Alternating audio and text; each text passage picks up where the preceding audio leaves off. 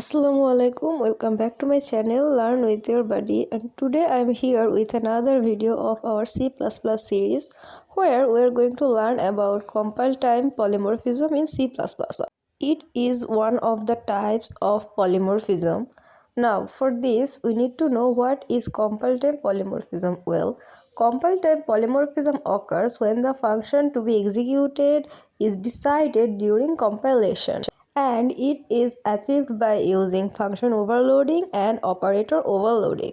So now let's know what is function overloading. Well, function overloading is a feature in C++ where multiple functions can have the same name but different parameters.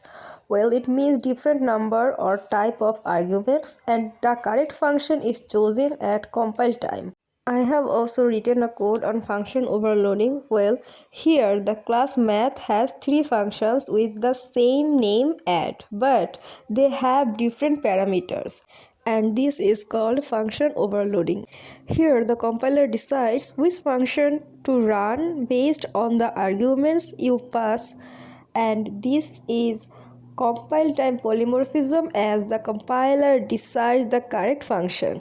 And here in this code the function named add is overloaded, same name but different parameters. Here we can see that we have integer for 2 times and integer for 3 times in the other add, and in the other we have double. So yeah, we have same name for all the function like add, but we have different parameters. Like for the first one we have 2, then 3, and for the last one we have different parameters. I mean, not just the number. All right, and in the main function we are just printing them. And now let's just run our code. So yeah, here is the output. For integer it gave integer result, and for the doubles it gave the double result, I mean with decimal.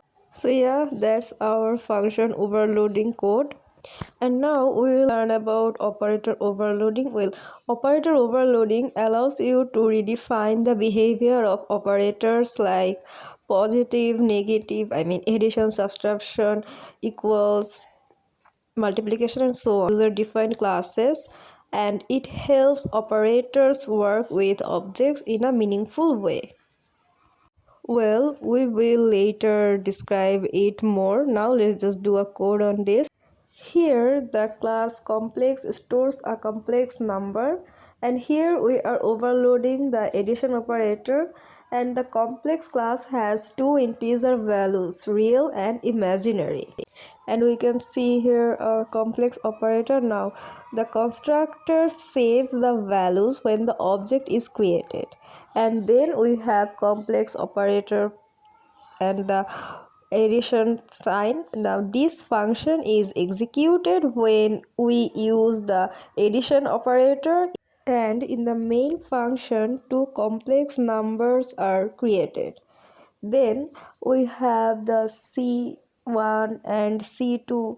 Now this automatically calls overloaded operator, and here the operator plus, I mean the addition sign, is overloaded, and then we will just print it out in our output.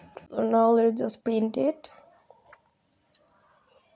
Yeah, here we have an output of 4 plus 6i.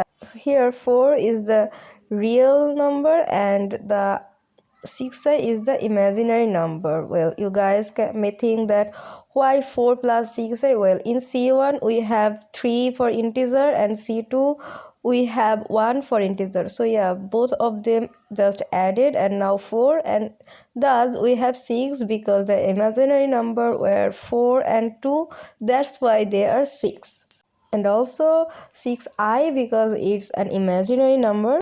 This was our compile time polymorphism. And remember one thing, that function overloading is for function name and operator overloading is for operator symbol. So yeah, that's all. If you guys find my videos useful, please like, comment and subscribe my YouTube channel, and I'll see you guys in the next video. Till then, stay safe, take care, Allah Hafiz.